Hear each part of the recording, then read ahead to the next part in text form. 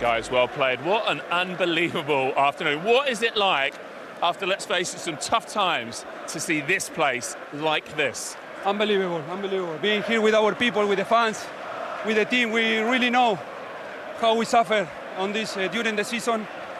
But the only way is putting the face here and showing who we are. And I think today it was the best moment to do it.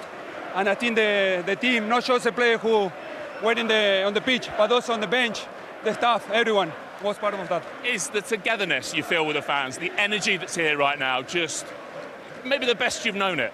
Absolutely, absolutely. I think one important thing that Michael Carrick said, he said, use the energy of the people. And today I think we did it, and when we are together like this,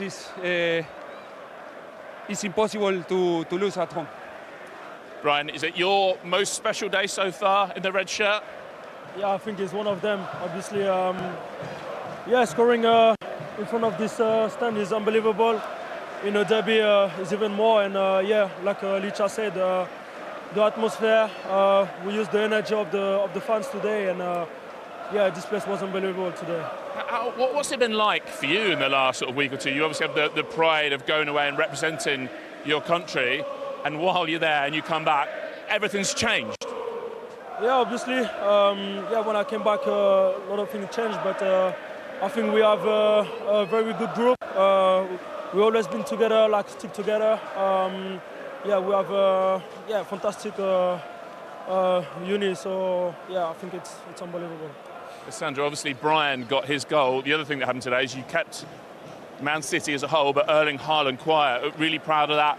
Not just the defence, but the defensive effort as a whole from the whole team. Absolutely, absolutely. When you play against these kind of players, the team defend, not just one or two players. And I think today we defend so good. We were compact all the time, and then you have the confidence to go to the duels. And I think you feel today different energy when you see in the eyes of the player. And I think today the team won. That's the most important for me, and I'm happy with that. It feels like we've been talking about your height ever since you came to England, but a defender like you, not the biggest centre-half, how do you deal with a giant like Haaland, and obviously not just a giant, a top player as well?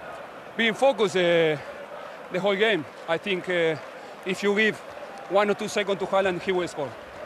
And I think you have to be really focused in the game and don't have to be comfortable in the back like nothing happened, because there the switch and the change, the click and the score, they are like this. That's why Haaland every season scored 30, 40 goals. So I think we have to be always focused. Okay. Brian, last word on the new manager. How well has he done to bring you together in terms of like the emotional effort, the intensity, but also the tactical switches he made today? How much of this is down to him, to Michael Carrick?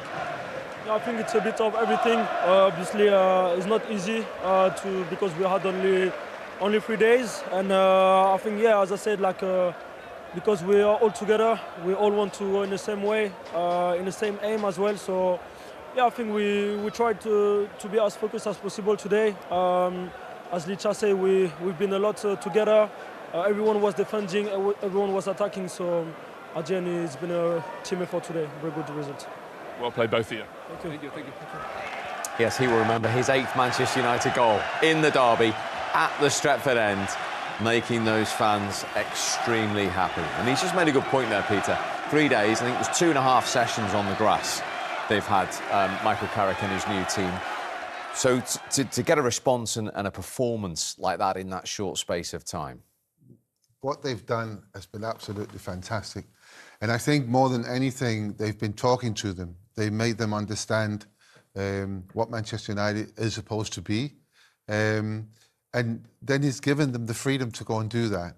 So there was no, as soon as they won the ball, it didn't matter where the ball was won, there was no restraint. Go forward. And we saw that in the first goal. You had, it's a free kick that Harry defends, heads it out, and all of a sudden they're 4 against 2. That's not something I've seen for a very, very long time in Manchester United. But that is what Manchester United historically always has been able to do. As soon as the ball is won, you go forward and you don't think about what's going to happen behind you. That, I think, is something they've been talking to them about a lot, that when you get that opportunity. And it was fantastic. I mean, I can't praise Michael Carrick and his staff enough for what they've done in such a short space of time, because it was not easy. And again, I go back to the 2 games where Fletcher was in charge. There was no difference. You couldn't see a difference with the same players. Today, it was 2 different worlds. You know, it's just, if they can keep this up, I'm just looking at the fixtures left, you know. The Champions League is one a game and you certainty. dream it. One thing Michael did say was, I've told the players to enjoy it. We're playing for Manchester United, you're playing at Old Trafford here. And you saw a smile on not just the players, but the supporters' face again today, Michael. Yeah, but you can't... enjoyment is a byproduct. You know, you don't go onto the pitch thinking, oh, yeah, I'm going to love this today. Winning, you know, you only enjoy it if you're winning, if you're scoring goals, if you're breaking fast. I mean, the pace in that Manchester United team now, you know, they got... Peter said about direct, they were looking forward, but you can do that when you've got pace up front. And everywhere you look, there was players wanting to run forward. And then you get 1 or 2 players on the ball. You know, you get Bruno on the ball, you get Kobe Mainoo on the ball. Casemiro was brilliant today. You know, and all of a sudden it looks like a team when you've got those players willing to run forward. So, yes, enjoyment, and everybody loves playing football. I mean, it's the greatest game in the world. But I tell you what, it's the worst game in the world when you're playing rubbish as well. And you can't enjoy it then. And these Manchester United players have probably hated football, hated the game for a long, long time. So, yes, enjoyment is really important, but I don't think that you can go onto a pitch and say, oh, yeah, we're just going to enjoy it today. Enjoyment comes with playing well and winning, and they will more than enjoy it tonight. And City didn't enjoy it. And some of those points Michael's making about the way United set up with that pace, and did it catch them out a little bit? Potentially. Well, I'm going to say obviously because it worked and they lost 2-0. But in regards to the way City are susceptible to chances and goals being scored against them, that it was perfect for them. They like to press high. They like to keep every player up high to sustain attacks. But then when you find yourself defending, it's either an offside or one-on-one. And you can't get that right every time. Can any of us think of a moment in the game where someone was jockeying a United forward and there was delay in the attack? It was either he's offside or he's in on goal, and you can't defend like that. You're not able to give yourself a breather, to be honest. It's hard to kind of get in momentum in the game, because even if it's offside, it still lifts the crowd and it still gives momentum to the attacking team. So they probably need to learn to defend a little bit deeper and suffer and be comfortable in making it harder to beat, rather than when someone wins the ball, within 3 passes, they can be in front of your goal. And again, the first goal, that can't happen. They can't have an attack. And if I just think about where Cherki's took the free kick from and the distance, Mbeumo's 10 yards ahead of him. By the time he scored the goal, I think Cherki's 40 yards behind him. Like, that can't be, especially in a derby, that can't be the outcome to any goal. Let's have a look at it then, what Joleon's talking about, because as you say, Harry Maguire being classed just prior to this, hadn't he? Yeah, he's down injured. You see when he lands here, oh my God! But he's the one winning the ball, and that's Harry was amazing today. He was a reason for the clean sheet. But this is fantastic by Bruno. He runs and runs and runs, and he asks the questions of the 2 defenders. What are they going to do? Are they going to stop and attack him, or are they going to go with Mbeumo or with Ahmad on the right? This is a perfect counter. You like Mbeumo's run here, Michael? I do, because if he stays on the same line, him and Ahmad are chasing the same ball, all of a sudden he makes that dart towards the left, which then gives 2 options. Kusanov, I don't know. In fact, the 2 centre halves for Manchester City are way too narrow. I'm sure Jolien will go on to that. But the pace of the pass from Bruno, the way he just let it come... See, there's the dart. That then is the catalyst. That's then the game changer of that attack. And all of a sudden, he doesn't even have to take a touch. The ball is played perfectly. How else would Bruno present a ball? He doesn't know how to give a bad pass. And then it's just a one-touch strike right across the defender. But that change of direction of the run on the halfway line, change that from a promising attack to a goal-scoring attack. And from a defender's point of view? Yeah, definitely. He creates a space, but then Kusanov allows that space to get bigger. I think he needs to match Mbeumo's run and force the pass out to the other side, because as soon as he creates that space, like Mo said, Fernandes isn't going to misplace that. And as soon as he gets there, the gap's bigger. Now no one can recover. So if he matches the run of Mbeumo, joins the line, as soon as he goes wide, you go wide. So now you're forcing Bruno into having a shot or passing it out to the stronger position for you defensively, and he doesn't do that. It's interesting how different we see that, because I actually think Kusanov's doing well. As a goalkeeper there, I don't want Bruno to take the ball and come directly at me, because that gives me no chance. I want him to pass it to Bueno. I want to have that angle where I can close it down a little bit. That will give me the best chance. The thing about it is, if he's doing what you say he's doing, then it opens up that gap. That Bruno can just run straight to the goal, and if he gets the other defender comes across, he just rolls it out to Ahmad, then he's free.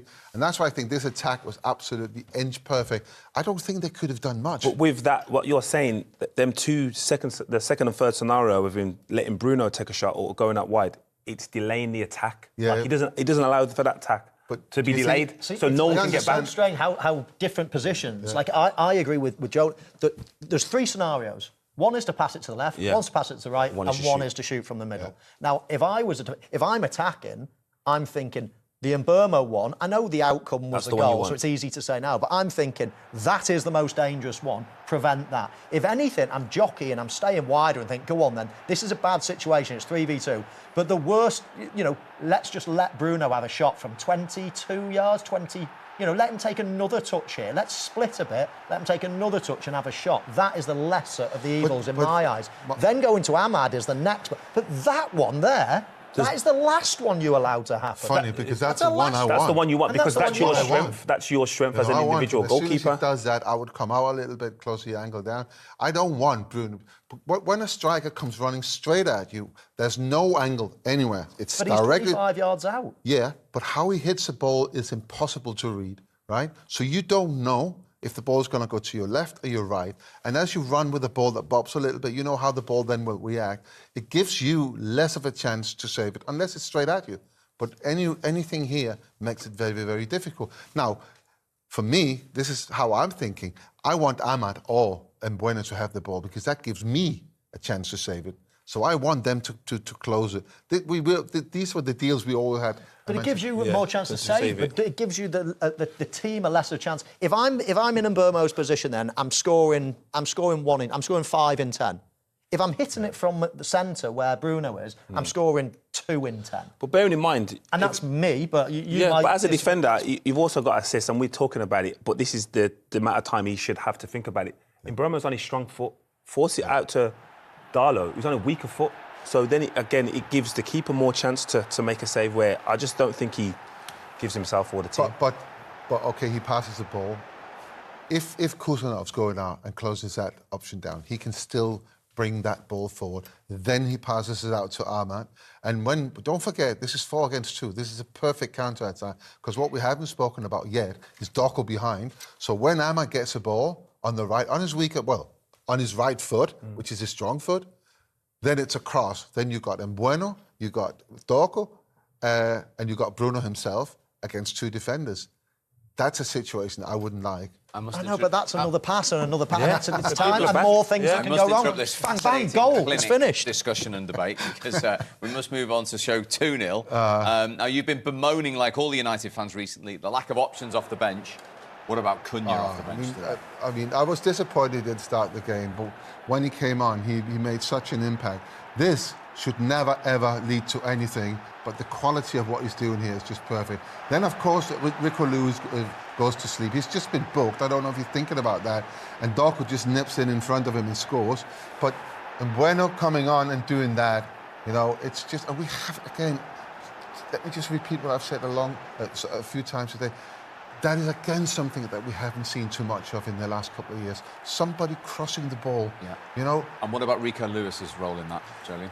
Yeah, again, he's just caught with his body position all wrong. Initially, he can see Dagu, but then when he runs into the box, he's facing his own goal, and by the time he sees him, he's already too late, he's already past him. But initially, Ake can drop a little bit deeper. As soon as the ball goes past you as a centre-half, drop into the line and shut the front corridor off. OK, so that 9-game unbeaten run for Manchester City is over, and it is a derby defeat for them and their manager, Pep Guardiola.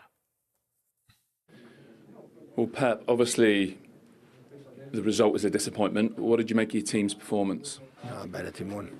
United was in 10 years is the time we claim here that they were better. So nothing more to say. When a team is better, you have to accept it. You have the energy that we didn't have, and and yeah, congratulate them. So how were they able to, maybe not in terms of possession, but chances, how were they able to have the better of the match?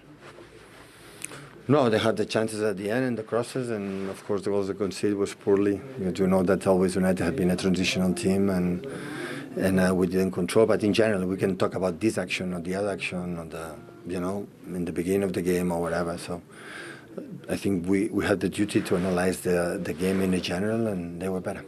They obviously wanted an intense physical game. They want to bring their crowd into it. Were you just not able at any point? Maybe because you didn't keep the ball well enough, you just weren't able to take that heat out of the match? But they started really strong. We lost 1 or 2 balls. The crowd is normal, so we played a derby. So in many years, they were behind and they play at home, a long week, new manager. So these kind of things are involved in a game. It's normal that will happen. But especially when we arrive many times in the final third to try to score, we never make a threat. We never make a crosses. We never make a movement to try to win that. So that is because also it's part of the energy. And it's not the energy also we talk is about win or duels. Always it's what do we do with the ball as well, not just without. And today they have a point higher than us. Yeah, Pep Guardiola saying we never made a threat. They had 1 effort on target. That's their fewest in almost 2 years in a Premier League game. And he made a couple of massive calls today. Phil Foden off at half-time and needing goals at 2-0. Erling Haaland, who didn't understandably look too impressed as well. I mean, they're 2 massive calls from Pep Guardiola, aren't they? Yeah, massive. Phil Foden's half understandable. It was a relatively quiet half for him and City in general. And Cherky bringing on someone that's recently been great creating chances, and I think he's top assist for Man City. So I understand that. The Haaland one, again, and the Tanzanian commentary spoke about his lack of touches, and that is consistently throughout his career here. We've seen that he doesn't get involved that often, but if there's opportunities to be made and goals to be scored, he tends to be on the end of them. So that was probably a strange one, but listen, Pep called it right. They fully deserved to lose the game today due to the intensity, not being able to stay in attacks or possession, which is slightly unusual.